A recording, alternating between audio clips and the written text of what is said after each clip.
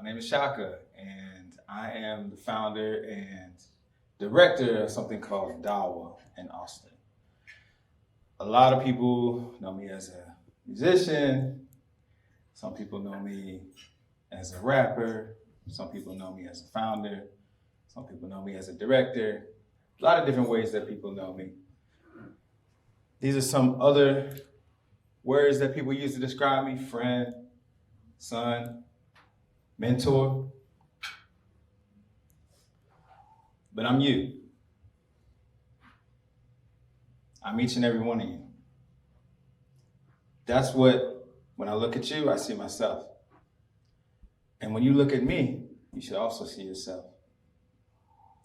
The challenge that we face is that we've been given all these social identities, and they prevent us sometimes from seeing each other as reflections of each other. And that creates separation. That creates divisions. But if that is a challenge for you to look at me and see yourself, then there's some work that needs to be done. Right? And the challenge of that work is something that I take on as an artist. It's also something that we take on through our work at DAWA. Because we are each other. We are all connected. We are one human family. And my woo-woo friend over there probably is in touch with that. And the challenge is that most of us have been disconnected from that truth. Gradually, over our lifetimes, we've been disconnected from that reality and that truth, and been given other realities and other truths that we walk with. And that's very challenging for us as humans. And it causes a lot of problems, from mental health challenges to disease and other things that manifest because we have been separated from each other. But not only each other, we've been separated from our environment. This natural environment that we've been blessed with. And so other challenges, very complex challenges, emerge from that. And so we are now immersed in a situation as humans where we're disconnected from each other. We're disconnected from the very natural environment that we've been blessed with to live in tandem with. And people are struggling. Do y'all feel that? Yeah. Every day. Struggling. And so, me as an artist and as a founder of DAWA, it's my responsibility to notice that and to slow people down to get in contact with that, to connect with that reality that we are struggling. Now, it's okay to struggle. That's part of life as humans. We all struggle regardless of what's happening. But this reality that we're immersed in 2026, I think you've noticed an increase. This is why we have what's the title again? Peer specialists. Peer specialists like Bevis out here putting out fires every day, because people, as they say in my community, are crashing out, are spinning out, are freaking out, are having a lot of troubles coping with whatever this reality is whatever we call reality right now. These are all things we have in common. Loss, grief, anxiety, sorrow, joy, suffering, ecstasy. Hopefully we get a lot of that. Excitement. We all experience those things, am I right? The things that we experience as humans are all the same. The differences that we experience have been given to us. Black, white, woman. That's why all people are confronting these things now, because it's like, wait, It's not me. It's not. We were born who we were and we were given a name. But who we were when we were born is not the name that was given to us. That's the name we learn to respond to. There is something that each one of us comes to this realm with that is ours, that makes us unique through all of time, eternally. We are not the name that we are given. We come here with a meaning and a purpose that is ours uniquely.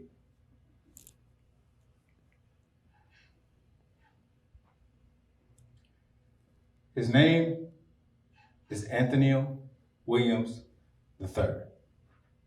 Can y'all say his name for me? Anthony Williams III. Can you say his name again? Oh, second, I'm sorry. The second. My apologies. Can you say his name again one more time? Anthony Williams II. I'm bringing him into the space today because this young man was murdered.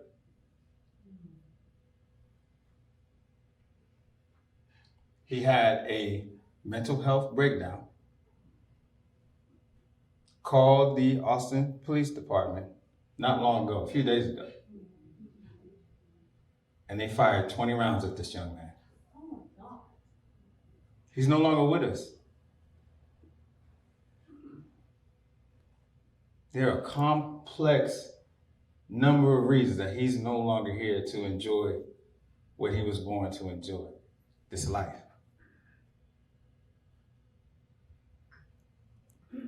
The work of getting people to see this young man as themselves and not as some other thing or object is the work that I do. Because this young man had a reason that he was here, and he did not get to live out that reason because of ideas about his identity that were given to others that don't allow them to see, when they look at him, themselves. They see something else. They see someone else. And that is a form of insanity. It's a form of distortion that's normalized. There's a reason that this story will go past a lot of people because they don't see his life as important as their own. Simply because he was born with melanin. That's it.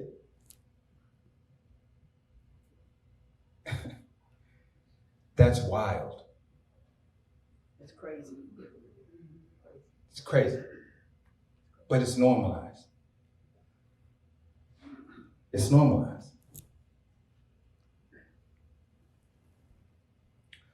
So the work of DAWA, in Swahili, DAWA means medicine. And the acronym is diversity, awareness, and wellness in action. And our mission is giving to who we call the givers. Who are the givers? They are the BIPOC, Black, Indigenous people of color in Austin, that are teachers, social workers, healthcare providers, service industry workers, and creators. Because those people, for the most part, are the ones that come to the aid of the mothers and the fathers that lose their children after incidents like this.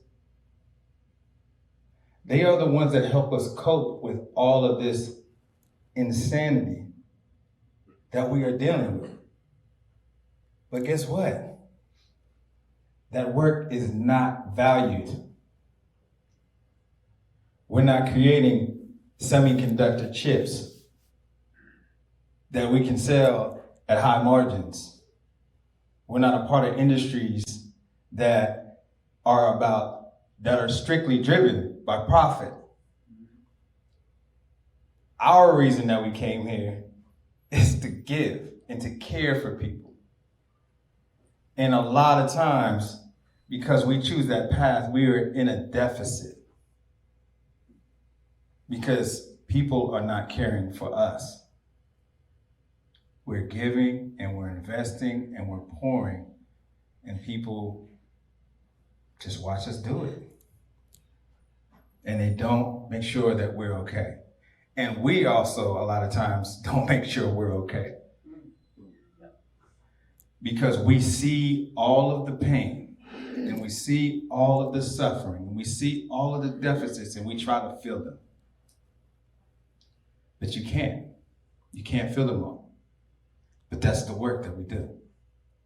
And so that's why we invest, because my experience as a giver is that you're going to be overlooked. You're going to be misunderstood.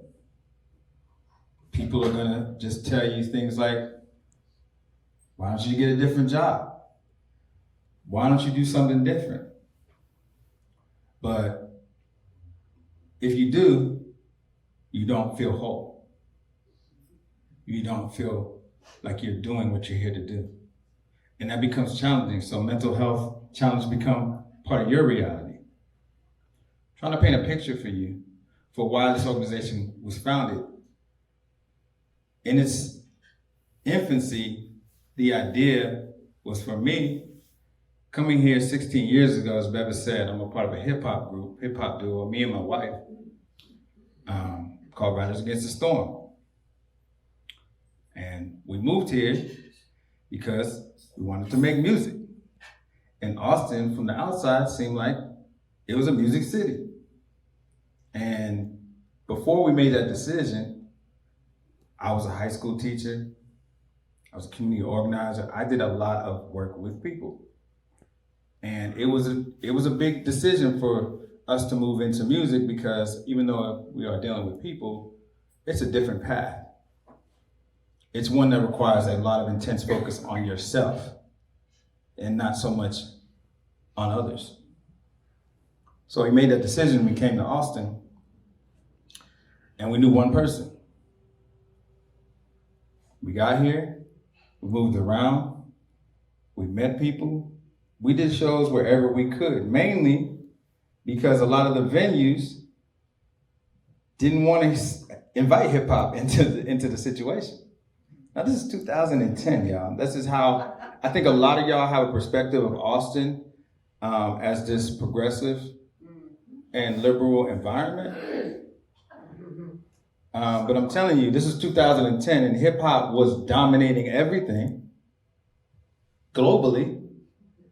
And we could go to venues and feel immediately their disinterest when we said hip hop. So it was wild.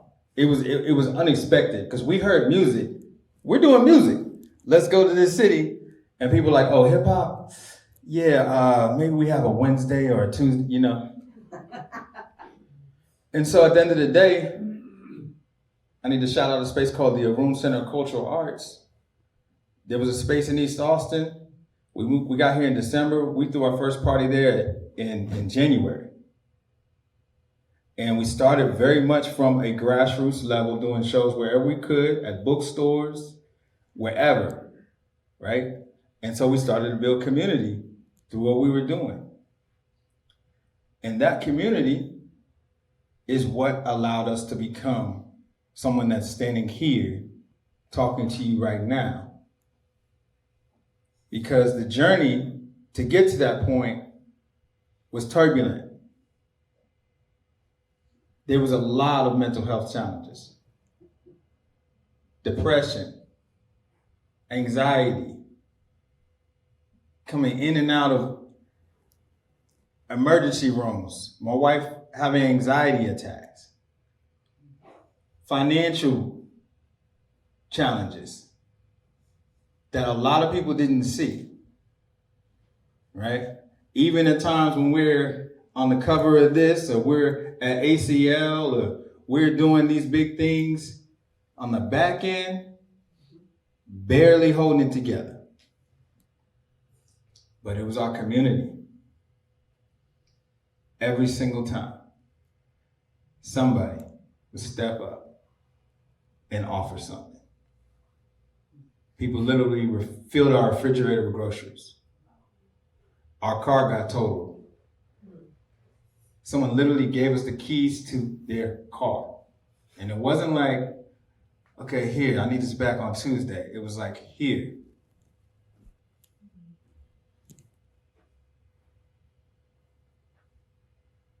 That's why I'm here. That's why we're having this conversation. Because people saw me and who I was, no matter what state I was in, and they invested in me. Because they saw what I felt inside of me that wasn't a material reality. They saw me as them. They wanted to see me do at least as well, if not better, than they were doing. Why? Because I deserved it. Because we all deserve it. And I think that's what givers offer to the world the most, is they really believe that people deserve humanity.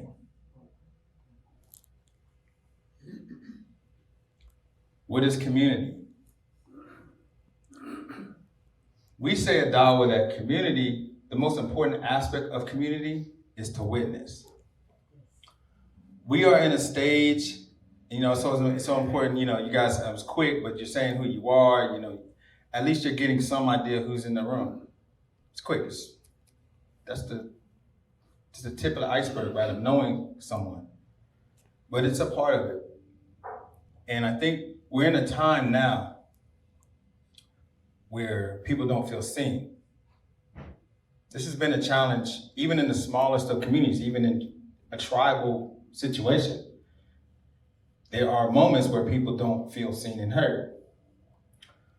The difference between that small, ancestral, indigenous reality and what we have now is that when somebody didn't feel seen in that moment, somebody would come and try to address it.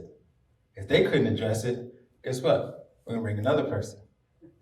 If those two people couldn't, and they're all still there, they didn't walk off until that person feels like their problem is solved, people keep coming. That's witnessing. What we have now in this modern time is a lot of surveying, a lot of watching, a lot of following, right? And that's why a lot of people are having challenges, because even if they're in a room, they don't feel seen. Even if they're part of something, they don't feel seen because they're not. When you witness somebody like what Bevis did in this situation, is that he said, Chaka, I see you. We're not around each other all the time. But he said, I see you. Come over here. Come into this space. Just come have breakfast. Sat down, heard Derek speak, met a few people. But he sees who I am, and he wants other people to see who I am. That's investment. That's witnessing. That's what a lot of people are lacking. And that's why a lot of people are struggling mentally. So when you have community, the role of community is to witness. What is technology? Tools to produce meaning and collective well-being, what we call value. But it has nothing to do with something that you produce. You are valuable as you are. But there are tools to help you come into awareness of that. Things like song, hugs, listening. Parties. And I'm not talking about drug-infested parties. I'm talking about actual parties that celebrate life and the meaning of life, the deeper meanings of life. We have a party that we've been doing for 16 years. It's called Body Rock ATX. The reason that it's been alive for that long and is still very much alive is that we come with the intention of connection. Not just come in and, we do that. But underneath all of that is a deeper desire for everyone in that space to feel that they are seen, to feel that they can express themselves, to feel like they can get out of the default mode that we call reality. AI has already taken over. It's in us. How many AI emails are you getting now? How many AI flyers? We're allowing that to happen, so we're getting even more automated. We're getting even more regimented. And this may make some people feel like, oh my God, but this is what I'm here to remind us about. That this is what we're getting normalized into. And we have to be aware of that, and we have to think about that. In spaces like DAWA, organizations like DAWA, we are aware of that. And we create conditions where people can uncover the wisdom that they came here with, not that was installed in them. This picture right here is from the last winter emergency that we had. All these individuals are friends. We got together at a church. I'm blanking on the name of it, but basically every time there's a cold crisis, like these are the people that I see. And this is the energy. This is just a few of them. This is Nika, Kiki, Rashid, and Sasha. And what we do is we activate. We get food, we get people to warming shelters, we get tarps, we get mittens, gloves, jackets, and this all happens within like 48 hours. We pop up and we create a whole ecosystem network, right? And it's based on our lived experience. We know what to do because we've been through it. First time that we went through it together was 2021. DAWA during that time, we raised $30,000 in a week and we sent it out to people. We didn't only do that, we got food to people, we got medicine to people, we did a lot of work. And so that is our data, that's our lived experience, right? It's not about numbers, right? From our perspective, data is your lived experience, your memory. So this is last year. Actually, DAWA Day is 9/11 in Austin. Easy one to remember. But I kind of like that. You know, you think about 911, think about emergency. This is what we're addressing. We're in an emergency situation as humans. And we're not running from that. And these people that are surrounding me here, these are people that acknowledge that. There's more of us. And we're standing together. We're sticking together. We're acknowledging that there's a problem. And we're not afraid of it. We're actually celebrating the fact that we're all together in addressing it. What's the difference between community and what I think most of us are dealing with, a corporate environment? The primary purpose of community is collective well-being, belonging, and mutual support. The core values of community are relationship. I just touched on relationship right here. Power comes through relation and equal distribution. It's not held in one place primarily. It's distributed. Success is determined by people's health and their wellness. Is everyone in here okay? If we're not, can we find ways to slow down and get people to that place? That's community. Long term, you may have heard of the indigenous idea of 7 generations. If we are not thinking in that way, it's problems. We borrow this from our grandchildren. You've heard that before. Way too many of us are not living like that. And we have to get in touch with why. Because we all know that there's going to be a point when our physical, if we get blessed to reach that point, when our physical breaks down and we transition into another phase. We are not here to stay. And if we know that, and we're not running from that, then what are we doing? What do we want to leave behind? And if our lives, if that's not our primary concern as humans, then what is our primary concern as humans? Just a question.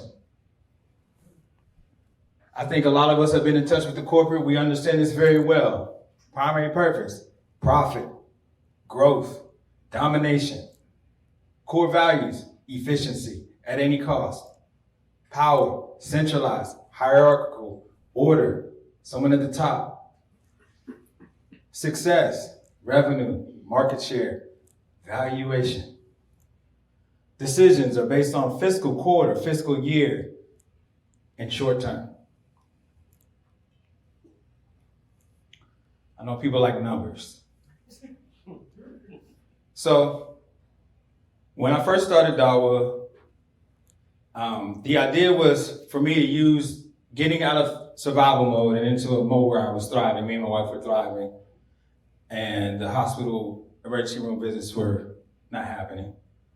And, we had extra money and we started saving that money and we started thinking about buying a house and things like that. A lot of our peers were not in that place. A lot of people we had met that had helped us out, still very much in survival mode. So I started DAWA basically as a fund. It was called the DAWA Fund, and I basically just wanted to throw parties and raise money. And whatever money that was raised after the DJs got paid, after the venue got paid and everything, we would take that money and put it into a pot. And then when we got to $10,000, we would give it out. That was the idea, simple and plain, 2019. My birthday, I threw a party, did just that. We raised $3,000, had 100 or so people come out. It was great. Electric slide. Dad was here, mom was here, cousins. It was a great time. At that time, I had no idea COVID was coming around the corner. But we raised the money. I was like, when we get to 10,000, I remember saying it, like, we're gonna get to 10,000, we're gonna give it out. Yeah, thanks for coming, y'all. All right, see you next time. A few months later, COVID. So during COVID, with a little bit of infrastructure I created, which was basically an Instagram page and a website that I created on Wix in a couple hours. Between March and June, we raised $50,000. So we gave away our first $40,000. And why was it? Let me take it back a second. Why was that? Well, it was because of George Floyd, Anthony Wynn. He's probably not going to get that understanding, but a lot of people were fixated. This is a problem. And I think the only reason that people really slowed down is because they had to. COVID. And so now everybody has to see this over and over again, and people are thinking like, I have to do something. We always have to do something. The time is always now. But we benefited from that brief moment of acknowledgement that I am George Floyd. You are George Floyd. And any distancing from that is part of the problem. Any distance you have from that, saying that to yourself, is part of the problem. But people were starting to wake up, so we benefited from that. And we raised $50,000 from March to June. We gave away $40,000 our first round in June. And since then, we haven't hit 600. We're about to give away $100,000 August 8th to teachers, social workers, healthcare providers, services workers, creatives in Austin, organizers, healers, therapists, Black and Indigenous people of color. So it'll be over $600,000 through the DAWA Fund. After August 10th, I think we'll pay out our last bit. Because the reality is that as soon as this application opens, it's a deluge. We get 500 applications for 300 spots. Like that, because people need it. And guess what? It's unrestricted. It's unconditional. There's no, what are you gonna do with it? There's no, who are you? We believe you. So that's DAWA Fund. DAWA Studios is a place that people can sign up and come and create content. For 1 hour, if you're a BIPOC creative or you're a BIPOC-led organization, you can come into DAWA Studios and create content. We know that's a huge driver in building a business or building a following. So we take away the barriers of equipment and all the things that you need to do that, and we create that space for you to be able to do that for free. So we've done over 1,000 free hours since opening DAWA Studios in 2022.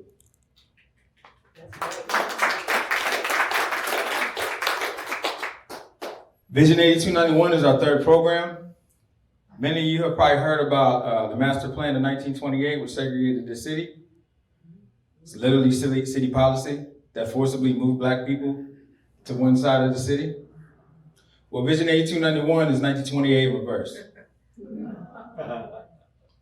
And so we believe that this level of care, this level of intention, is one of the main things that can reverse the traumatic effects of that type of dehumanizing segregation. That type of separation is investment in having a vision for something that reverses that. So Vision 8291 is about coming together, having conversations just like this with visionaries and leaders from all around the country. We meet during South by Southwest. We talk about food, we talk about climate, we talk about sustainability, we talk about music and AI and whatever things that we're confronting right now as humans or that we're interacting with as humans. And we create space for that.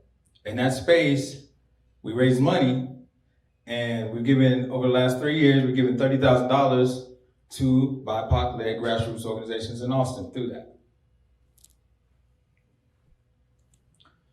So, to wrap it up, one of the things that we say as an organization is this. And I want you to repeat after me. We see you. We see you. Your heart is a blessing. Your heart is a blessing. We value you. We value you. Your work is essential. Your work is essential. We thank you. We thank you. Your light gives us courage. Your light gives us courage. These are things that were said to me. I added that your light gives us courage part, because that's what I needed to say to myself. But people saying, we see you, thank you, we value you, keep going. This is why I'm here. Trust me, there are times where I thought I didn't want to be here anymore. Trust me. But people investing in me and seeing me is what allowed me to do all this work that you've seen. All of this that has gone on to the world is because other people invested in me. And that's why we invest so deeply and so unconditionally in people like me, the givers. That's why we do it. The data, the knowing, the lived experience. This organization was not created out of some strategy or some chat GPT or any of that. It came from our lived experience in community with other humans and the willingness to act.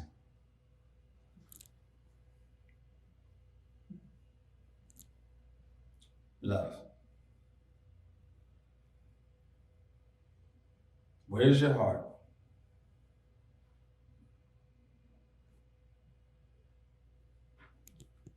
Can you give from a place that is unconditional to people that you do not know?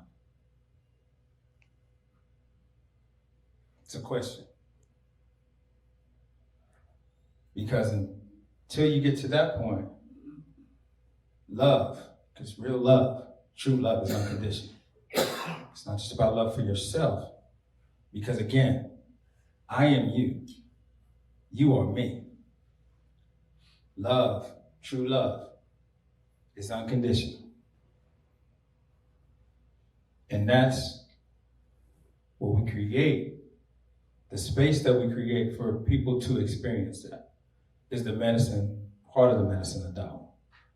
But I want to ask you this morning, can you give from a place that is unconditional to people that you do not know?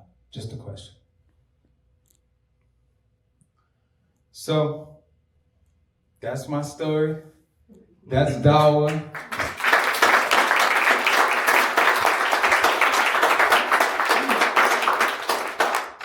We have time for questions, I guess. I'm not sure how long that was. If we went over time, I'm apologizing. We got 10, 12 minutes. And okay, here we go. I think you had your hand up first. So I like the slide about the community versus the corporation.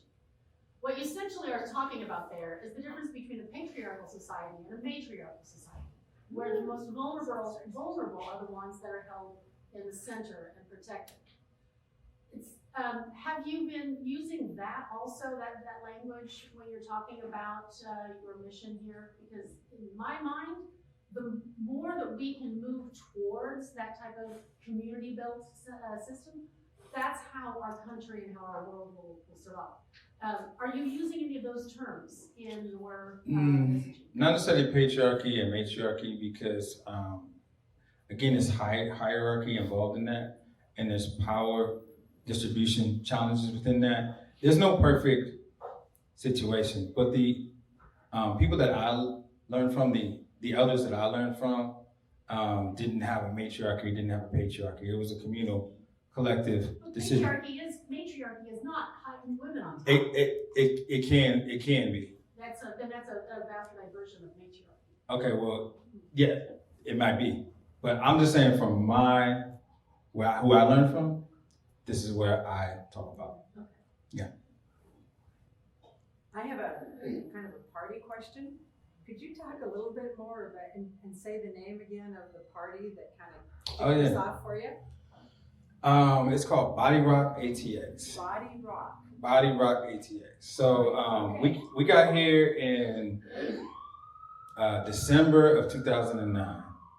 We met someone named Chorizo Funk in January of 2010. And our first Body Rock party was February 2010. And we've been doing it for 16 years since.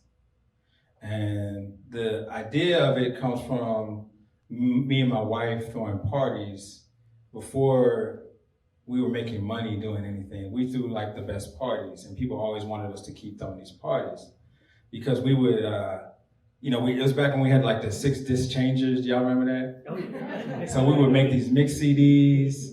And like, it was just like, we would stop and we would talk. We had an art gallery in our bathroom, and people would like wait to get these like art tours in our bathroom. And so it just comes from that desire to like really use the party, not just to like come and hook up or whatever, or just like get toe up, but actually like using it as a part of connection. And people consistently telling us like, when is the next one? That was information, that was data that we received about, we're doing something different than anybody else. People can't get this from anyone else. That's why they're continuously coming to us about it. So, maybe we could do this for a living, you know? Maybe we could put a small gate in front of that and say, hey, if you give us $5 or you give us $10, we'll give you this energy that you need. And so that was the beginning of us understanding that we had something that we could actually exchange what they call currency for, in energy, so that we could live our fullest lives as artists. I'd like to have you on a stool next to a MAGA guy and watch that conversation. I'll tell you something. I've got family that is over there, and it is so difficult to see them. But I think it's possible. There are people out there that work their asses off, and they're not all blessed. Some of them still struggle, and they feel like what they've worked for is being taken by force from them, and they're angry about it. And so they almost give up on the feeling of charity and wanting to reach out to other folks. But I'd be interested. What's your perspective of the? If you can, I don't like classifying everybody. Not everybody in MAGAs are bad. They're not bad people. Yeah. There's some that are sick. You know what I mean. But your perspective, please, and how do you? I think we're all dealing with distortion of some form or another about what reality is and what life is about. And so when I say like I can see them, like I can see a form of distortion. And so I think like a key is, even though it may be frustrating, is not to like judge, but to understand that there's like something in front of them. It's like a screen, right? And that's the screen that they're looking through. And so like if it's a screen and like, then I'm hazy. They can't really see like the full form. It's just like a shadow of me. What about the other? Can you see them? Yeah, absolutely. And that's the thing, is because when I hear them say that, then I say, you know, wow, that sounds like the Native American experience. That sounds like the Holocaust of Africans being brought here for free labor. Like, you know, people had lives then too. Things that they were taken from, their lives were destroyed too. Can you feel that? No? Okay, well then we have to get to that point. Because I can feel that you're frustrated. You feel like it's not necessarily reality, but okay, you feel like people are coming and taking your jobs, or you feel like this is happening. Well, has that ever happened to anyone else before? This is the first time it's ever happened in human history, and you're the only one going through that? Okay, you know what I mean? Like, I'm serious. Like, if we can't have that conversation, then it's like, it's very challenging. But at the end of the day, that's on you. Like, I see you. I see what's in the way here, right? And I'm not gonna allow that to be like, I mean, unless you come in my space, then it's a problem. But like, honestly, like, we all have some type of distortion that prevents us from seeing each other as each other. And that's the point. And can you recognize that within yourself? And can you start to heal that? Well, I think one of the greatest opportunities for us is community. If you're not interacting with people that have different experiences than you, a lot of times due to the social identification that they were given, then you just don't understand the world fully. You understand your world, but your world is not the world. The world is all of us. So, you have a son who's 5? 4. Okay. So, how does the work that you do impact how you raise him? I mean, that's the thing, is I don't really separate my work from are, it's all one thing. So he's a part of my life. And so I care for him in the same way that I care for others, or the same way I care for my art, or the same way that I care for my body, or the same way that I care. It's caring. And I lead with that. And I just try to observe and witness like what he's experiencing. And I try to give him the best opportunities that I can for him to have the best experiences that he possibly can. And I just try to stay open and enough, even though I'm human and I come home and I'm tired and you know what I mean? But still, like no matter what, just engage with him and see like, what is he experiencing? What am I witnessing? And how can that inform decisions that I'm making for him until he can make his own decisions about what he wants to do. Chaka, I don't know if any of you guys shook hands with him this morning, but I connected with him. He shook my hand and it was powerful. It was connecting from one human being to another. Thank you. You're welcome. I just want to remind you, as a giver, I have a very challenging occupation, you know, many of you know because we've discussed that. And my simple mantra before I go into my work, Bevis, you're gonna have to speak louder here. as best as I can. I know. A simple mantra that I remind myself daily is that service is not something that we do for God, but something that God does through us. And as a giver, first of all, I commend you. Obviously, you know, I'm your biggest fan.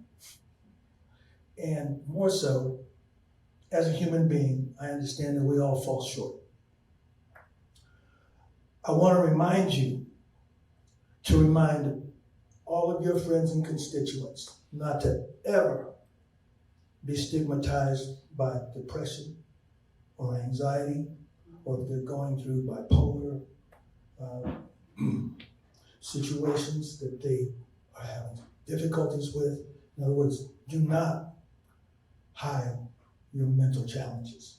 Bring these things to the forefront, especially in our community, in the Black community, because what a lot of my other brothers and sisters may not be aware of is that cultural trauma is deep and real and generational. And by no means have we even started to scratch the surface, especially in this particular regime of what I call cognitive dissonance and separation. The biggest culprit, in my opinion, is the media. I hate the fact that we have such a high degree of highly developed technology that's used to separate and terrorize people, as opposed to thinking, wow, if there was just a channel to where I could go and address my mental health on a daily continuum, like a 24, like a weather channel, right, for mental health. Why does that not even exist? Ask yourself. It's deliberate, because there are that so-called 1% in the oligarchy, right, that thrives and benefits greatly from our separation. So this is basically just a ray of light that I wanted to share to my group, because I consider you all my brothers and sisters. And I hope you exponentially will keep his name at the top of your list for other organizations so that he can continue to expose the beauty of his work.